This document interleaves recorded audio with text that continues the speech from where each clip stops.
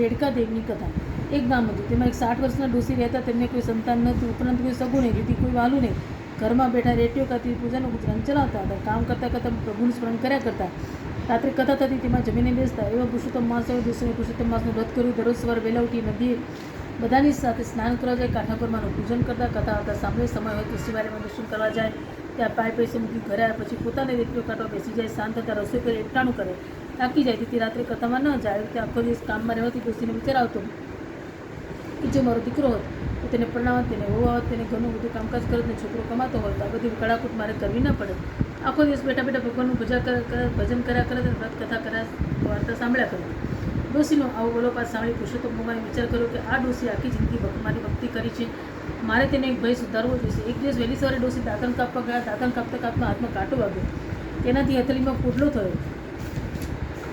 વ્રત હોવાથી દરરોજ નદીએ નાવા જવું પડતું. પાણી એટલે ફૂટલો મોટો થતો જાય, પીડા વધતી જાય.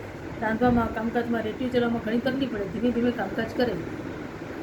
એક દિવસ ફૂટલો અચાનક ફૂટી ગયો. તેમાંથી પાણી અને પરુ નીકળવા બદલે એક નાનકડો દેડકો નીકળ્યો. તે નીકળ્યો એવો ડ્રાઉ ડ્રાઉ કરતો આખા ઘરમાં ફરવા લાગ્યો. ડોસી દેડકાને ડ્રાઉ ડ્રાઉ બોલતો અને ફરતો જે પોતાનું થી વિસરી ગયા. ડોસી પણ દેડકાની આસપાસ ફર્યા કરે, જોયા કરે, રાજી થાય. તેમને મજા પડી ગઈ. ઘરમાં કોઈ માણસ ન હોવાથી ડોસી પણ ઘણા મૂંઝાતા. પણ દેડકો આ પછી ડોસીને ઉકેલવા પણ જતું રહ્યું હતું. દેડકો આ પછી ડોસી એની સાથે સુખ દુઃખની વાતો કરે. ડોસી જ્યાં ત્યાં જાય ત્યાં દેડકો ડ્રાઉ ડ્રાઉ કરતો સાથે જાય. ડોસી નદીએ નાવા જાય, દેડકો પણ સાથે જાય. દેવ દર્શને મંદિરમાં સાથે જાય. ડોસી દેડકાને સગા દીકરાને જેમ સાચવા લાગે. દેડકાને પથારી કરી દે, પારણે સુવાડે, હાલાડા ગાય અને ક્યારેક વઢે પણ ખરા. જે કોઈ તેને મળવા આવે તેને દેડકાની વાર્તા કરે. કોઈ પણ વાત નીકળે તેમાં દેડકો કેન્દ્ર સ્થાને હોય. આખા ગામમાં ડોસીને દેડકાની વાતો થવા લાગી. નાના છોકરા તો દેડકાવાળી ડોસી કહેવા લાગ્યા. દેડકાને દીકરાની જેમ ઉછેરના ડોસીને પણ ઘણી મશ્કરી કરતા હતા. પણ ડોસી કોઈના બોલે સામ ન જુએ. એને તો એ ભળીને એનો દેડકો બોલો. આમને આમ પુરુષોત્તમ માસ પૂરો થયો. પણ દેડકો દરરોજ વહેલી સવારે નદીએ નાવા જાય. આ તો સ્વયં પ્રભુ હતા. નદી કિનારે દેડકાનું ખોળિયું ઉતરીને અસલ સ્વરૂપ ધારણ કરી સ્નાન કરે. સ્નાન કર્યા પછી પાછું દેડકાનું ખોળિયું ધારણ કરી લે. નદીની સામે કાંઠે તે ગામના રાજાનો મહેલ હતો. એક દિવસ રાજાની કુંવરી વહેલી સવારે જાગી જતા તે ઝરૂખામાં ઊભી ઊભી નદી તરફ જોઈ રહી હતી. ત્યાં એકાએક એની નજર નદીમાં નાતા એક ભગવાન દેદીપ્યમાન યુવાન પર પડી. એ તો ભાનભૂની તરફ જોઈ ગઈ. થોડી પછી તે યુવાન નદીમાંથી બહાર નીકળ્યા અને દેડકાનું ખોળિયું ધારણ કરી ડ્રાઉ ડ્રાઉ કરતો ચાલુ ગયો. કુંવરી દરરોજ વહેલી સવારે ઉઠી ઝરૂખું ઉભી તેના યુવાન નાતા જોઈ નાયા પછી યુવાન દેડકાનું ખોળિયું ધારણ કરી જતો રહેતો. પછી તે પોતાના નિત્ય કર્મમાં લાગી જતી. કુંવરી આખો દિવસ યુવાન દેડકાના વિચાર કર્યા કરતી. કુંવરી સમજી ગઈ કે નક્કી કોઈ દેવ પુરુષ દેડકાના સ્વરૂપમાં સ્નાન કરવા આવે છે. દેડકામાંથી દેવાંશી યુવાને નાતા જોઈને તેને મોહ જાગ્યો. કુંવરીએ મન સાથે નક્કી કર્યું કે પરણવું તો દેવાંશી દેડકાને જ, જે સિવાય મારા ભાઈ બાપ છે. તેણે તપાસ કરી તો એક ડોસીનો તે દેડકો હતો. આ બાજુ કુંવરી ઉંમરલાયક થઈ હતી. રાજારાણી એને પરણાવવાની તજવીજ કરવા લાગ્યા. કુંવરી આવા જાય ત્યારે તેણે પોતાના માતા પિતાને જણાવી દીધું કે પરણીશ તો ડોસીના દેડકાની જ. કુંવરી તો હઠ લઈને બેઠી.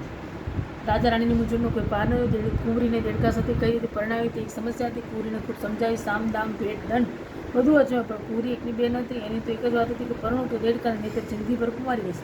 છેવટે રાજા રાણી ડોસીને મહેલે બોલાવી વાત કરી. ડોસી તો ગભરાઈ ગઈ. તેને લાગ્યું કે રાજા રાણી મને મસ્કરી કરે છે. તેથી ડોસીને હાથ જોડીને કહ્યું, રાજન મારે દીકરો હોત તો અવશ્ય આ પાડત, કેમ કે મારો દીકરો કમાત એટલે ઘરનું ગુજરાન ચાલત. પણ મારા દેડકા કુંવરીને પરણે તો કુંવરીનું નિભાન મારે જ કરવું પડે. હું તો રેટીઓ કાતીને માંડ પેટ ભરું છું. તેમાં સુખ સાબીમાં ઉછળી તમારી કુંવરીને હું સુખ ખવડાવું? ઉપરાંત દેડકા સાથે તો કુંવરી લગ્ન થતા હશે. રાજા કહે, તમે તેની ચિંતા કરશો નહીં. તમારે હવે રેટીઓ કાતવો નહીં પડે. કુંવરીની જીદ માન્યા વગર છૂટકો નથી. ડોસી હા પાડી ઘેર આવી દેડકાને ખોળામાં બેસાડી કહેવા લાગી, દીકરા તારા લગ્ન રાજાની કુંવરી સાથે થશે. આપણા ઘેર વહુ હશે. ડોસીની આ વાત સાંભળી દેડકો કુદાકૂદ કરવા લાગ્યો. ડોસી એમ સમજી કે લગ્નની વાત સાંભળી દેડકો હરખઘેરો થઈ ગયો છે. ધીમે ધીમે આ વાત આખા ગામમાં ફેલાઈ. બધા અચંબા પડી ગયા. આ તો કેવી જાતના લગ્ન? કોઈ કંઈ દેડકા સ્વરૂપમાં કોઈ દેવ હશે, તો કોઈ કંઈ જાદુગરનો દેડકો હશે, કોઈ કંઈ શાપિત દેવતા હશે. રાજાની કુંવરી હટલીને પરણે છે એટલે જરૂર તેમાં કંઈક ઊંડો ભેદ હશે. આમ લોકો ફાવે તેમ બોલાવ્યા કે બીજે દિવસે ડોસી દેડકાની મહિલે ગઈ. કુંવરીના લગ્ન દેડકા સાથે થઈ ગયા. ડોસી દેડકાને વહુને મળીને પહેરામણી એને ઘરે આ વરકાઈને જોવા લોકોના એટલા ડોસીના ઘર આગળ એકઠા થયેલા કે રાજાએ સાથે મોકલેલ સિપાહીઓ બધા લોકોને ત્યાંથી દૂર કર્યા. રાત પડી. ડોસી ઊંઘી ગઈ. કુંવરી જાગે છે. દેડકો દેવી જોઈને રહે છે. મધરાત થતાં કુંવરી બે આંસુની દેડકાને કહ્યું, હે નાથ, હું તમારા અસલી સ્વરૂપને જાણું છું. તમે કોઈ દેવ છો. મેં તમને નીચે સ્નાન કરતા જોયો છે. માટે હું તમને વિનંતી કરું છું કે તમે અસલી સ્વરૂપમાં આવો. દેડકા સ્વરૂપ સ્વયં ભગવાન પુરુષોત્તમ હતા. તેઓ બોલ્યા, હે કુંવરી, મારા અસલી સ્વરૂપને જાણવું તો તારા પિતાની માયાગ્નું કરવું કે 1001 ગાયનું દાન કરી બ્રહ્મપૂજન કરાવી અન્નદાન વસ્ત્રદાન દે. પછી મૂળ સ્વરૂપમાં આવીશ. કુંવરી તો સવાર પડતા જ ઘરે દોડી ગઈ. માતા પિતાને બધી વાત કરી તો તેમને આનંદ થયો. બીજા દિવસે રાજાએ મહાયજ્ઞ કર્યો. કુંવરી સૂચના મુજબ 1000 ગાયનું દાન કર્યું, બ્રહ્મપૂજન કર્યો, પછી અઢળક અન્નદાન વસ્ત્રદાન કર્યું. લગ્નની પૂર્ણાવતી પછી કુંવરીએ પ્રાર્થના કરતા દેડકામાંથી સ્વયં પુરુષોત્તમ ભગવાન પ્રગટ થયા. આકાશમાંથી ધુંધુકીના નાદ સાથે પુષ્પવૃષ્ટિ થઈ. એવા મીવાના હોય તેમાં ડોસીને કૂરીને બેસાડી પુરુષોત્તમ ભગવાન તેઓને વૈકુંઠ લઈ ગયા. ડોસી કેરો દેડકો નદીએ નાવા જાય, મંદિર જઈ દર્શન કરે, એ પ્રભુ તમે કળાય.